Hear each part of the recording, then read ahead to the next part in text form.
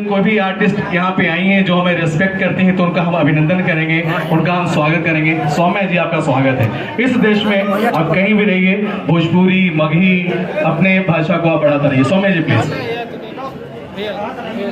सबसे पहले तो पवन सर दिल से प्रणाम। आप थोड़ा सा यहाँ पढ़ा चाहिए।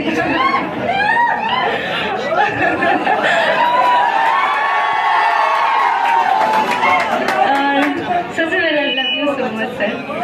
आपको सॉन्ग के जो होता है ना, आवाज़ के धनी तो है ही।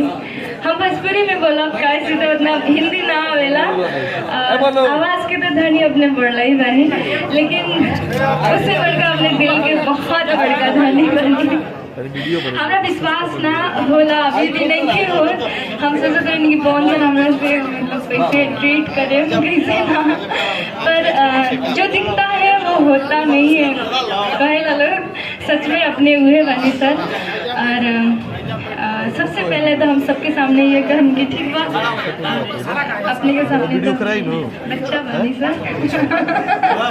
वो बच्चा ना सर, मतलब इंडस्ट्री के लिए एज का बात नहीं कर रही हूँ मैं, मतलब।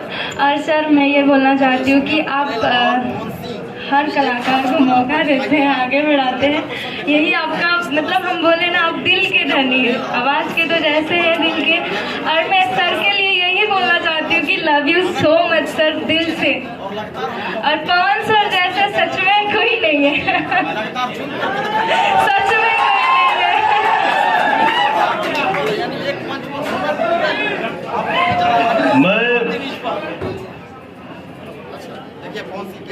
सुनिए, मैंने अपने मगध भाइयों से क्या बोला, थोड़ा सा हंसी मजाक चलता है, उसको एडजस्ट करिए। हम इंसान हैं तो गलती होना भी तय है। अगर गलती नहीं होगा तब तो फिर वो नहीं वो नहीं बाबू, सीख कैसे मिलेगा? गलती ना हुई तो फिर वो भगवान ना हो जाए जी। इंसान है तो गलतियां हो जाती हैं, कोई बात नहीं। आपसे क्या हुआ क्या नहीं तू हमके जानत रहू कि ना जानत रहू,